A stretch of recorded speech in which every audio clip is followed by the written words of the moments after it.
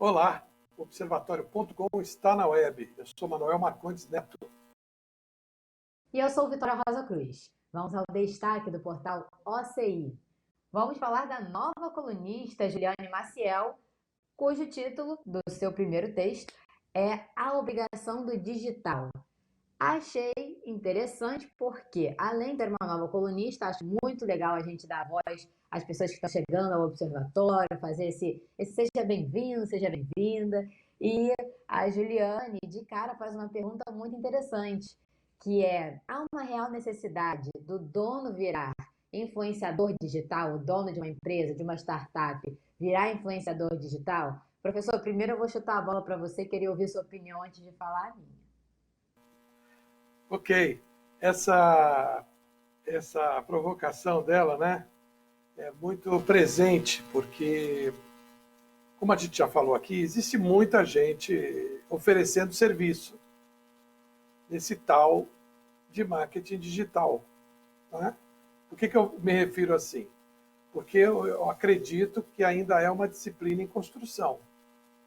É claro que nós estamos imersos no meio digital, mas ciência produzida sobre o mundo digital ainda é pouca. Né? Para você poder dizer, faça isso, faça aquilo, acontecerá aquilo outro. Porque ciência é isso, né? A gente tenta olhar para o mundo, cotejar experiências e tentar estabelecer regras, leis, dizer que determinada coisa funciona de determinado modo. E aí vamos para a academia, vamos formar pessoas para usar aquela técnica. Então, esse é o, digamos assim, esse é o papel de quem trabalha com conhecimento. Né? Esses, entre aspas, consultores de toda a ordem que aparecem numa rede de padarias, numa rede de lojas e tal, e oferecem ao dono o paraíso e além, eles querem que o sujeito fale, que o sujeito seja um influencer, eles dizem como é que funciona, como é que vai clicar, as métricas da vaidade, que nós já falamos disso aqui. Né? Então, a Juliane ainda brinca com a coisa do povo da propaganda, que não fala digital, né? Fala digital. Então, enfim, é preciso realmente ler, não vamos dar spoiler, o texto da Juliane para entrar nessa questão. Exatamente. Eu acho que, aliás, eu fico feliz, assim, que de certa forma também está começando a se debater um pouco a respeito dessas métricas, que não necessariamente a receita de bolo das métricas é o que vai dar certo na internet, que o natural, o verdadeiro, engaja mais às vezes também, né? Passa um pouco mais de verdade, porque as pessoas já estão sacando um pouco do que é muito teatro. E o que é muito teatro também ninguém quer. Então, você tentar transformar talvez um empresário, um empreendedor, se ele não tem isso naturalmente nele do influencer, não vai valer a pena. Vai ser muito trabalho para você preparar aquele cara ali e ele talvez não consiga passar exatamente tudo aquilo que passa na cabeça dele, que ele conseguiu montar uma empresa, ele conseguiu montar, né, um empreendimento. Então, eu acho que também a gente tem que pensar um pouquinho por aí, né? Tem uns programas atrás aqui que eu comentei a respeito de uma empresa que eu vi que o dono começou a entrevistar vários na verdade, ele era entrevistado por influenciadores. Então, esses influenciadores tinham que fazer perguntas para que ele respondesse se ele estava na rede social de todos esses influenciadores. Mas até que ponto, assim, também eu fui vendo as entrevistas, na minha opinião, eram mais ou menos as mesmas perguntas. Eu entendo que é para entregar para públicos diferentes. Mas o que ele está entregando de diferente fazendo várias entrevistas iguais? Não estou falando que ele está errado. Essa é uma reflexão minha que eu estou compartilhando aqui nesse espaço que a gente tem, sabe? Que a gente precisa refletir qual é o real papel de se ter aquela página, aquele perfil em cada rede social, né? Quando esse propósito está muito bem definido, fica um pouco mais fácil de achar quem são os personagens que podem compor essa história. O problema que tem acontecido é o grande número a grande quantidade de pessoas que ficam frustradas, né? Acreditam que vão estourar, que vão. Isso, enfim, quem empreende está diante de muitos desafios, né? Quem abre um negócio qualquer. Né? Agora, se aparece alguém prometendo atingir números e visualizações, e isso não acontece, isso se torna mais uma fonte de frustração do que outra coisa, né? E o dinheiro, às vezes, gasto. Aí o que acontece? Esse empresário fica com prevenção com marketing digital geral. Quer dizer, ele teve contato com alguém que não o ajudou, efetivamente, e aí aí quando eu vou lá falar enfim, digamos que eu também vou lá oferecer um trabalho, o sujeito já vai me pré-julgar, porque esse povo aí não entrega. Então, enfim, isso são as dores do amadurecimento de qualquer setor de trabalho. Eu queria trazer dois comentários a respeito. O primeiro, conversando com um marqueteiro da música, né, um cara que trabalha com marketing musical e tal, ele me falou assim: é muito importante você ter na sua equipe quem vai saber criticar de uma forma construtiva o seu trabalho. Então não adianta você tentar transformar o cara num astro e você ter ao lado dele pessoas que vão falar: amém, tá muito bonito, amém, continue assim, porque isso não vai ajudar a empresa a crescer, nem a ter um bom posicionamento na internet. Ele me falou isso, eu achei muito interessante, falando a respeito de um cantor, que eu nem vou levantar a bola aqui, porque eu não entendo de música, mas ele falou que não adianta um cantor ter uma equipe que fale todas as suas canções são belas, todas as suas fotos na internet são incríveis. Não é esse o caminho, você transformar um cara num grande influencer, na opinião da equipe dele, uma equipe mentirosa. Não é um investimento que vale a pena. E uma outra coisa que eu queria falar aqui, que foi uma situação que eu vivi, não vou também dar nome aos bois, mas eu já estive trabalhando numa startup e eu já escrevi para o LinkedIn do dono da startup, com essa cabeça de líder, todo mundo tem a mesma cultura e tudo mais, mas assim, estava falando em nome dele. É claro que ele mexeu no texto, mas a estrutura do texto era um pouco eu que dava, e assim, é ele, não sou eu, né?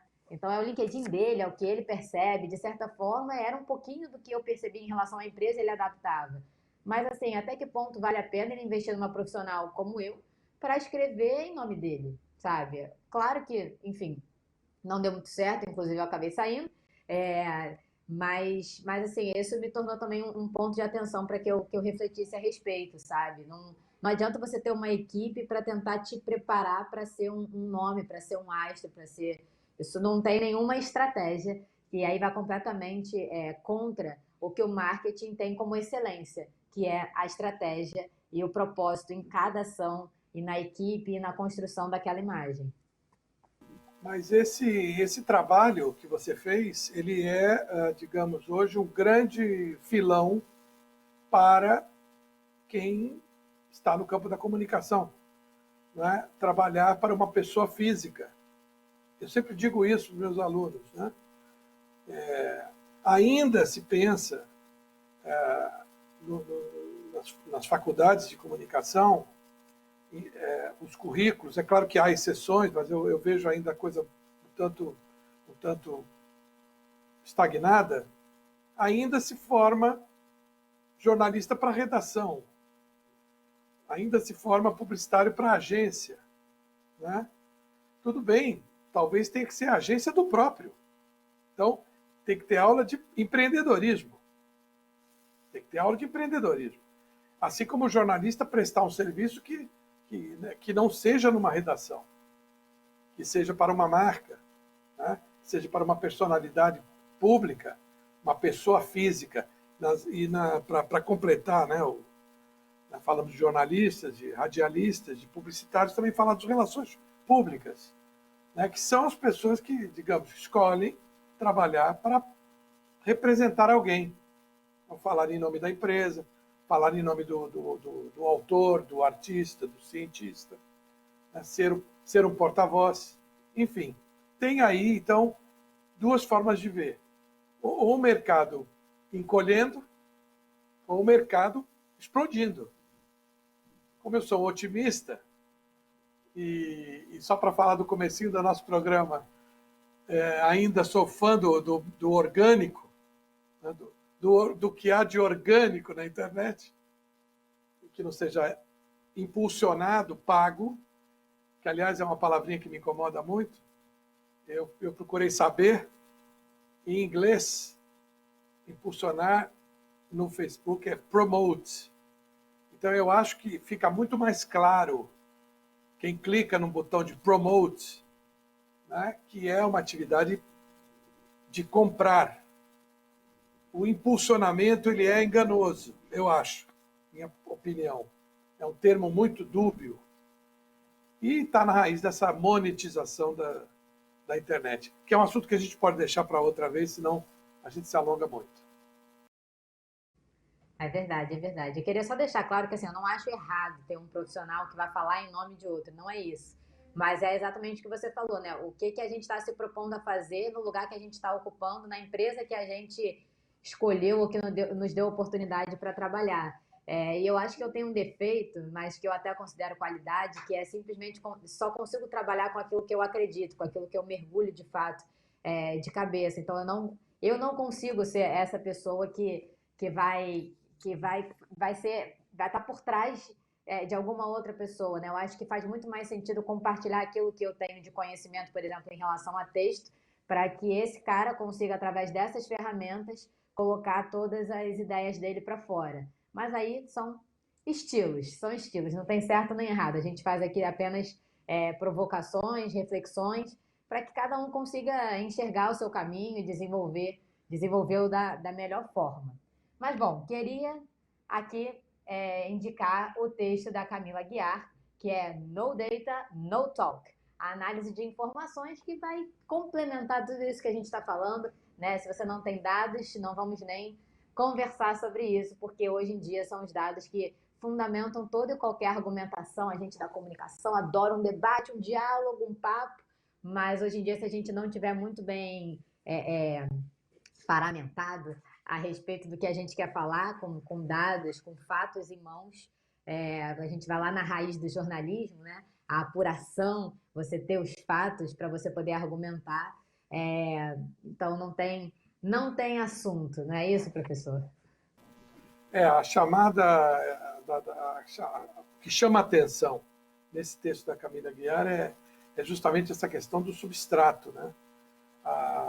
A gente vive um momento difícil, econômico, pandemia, enfim, de encolhimento de redações.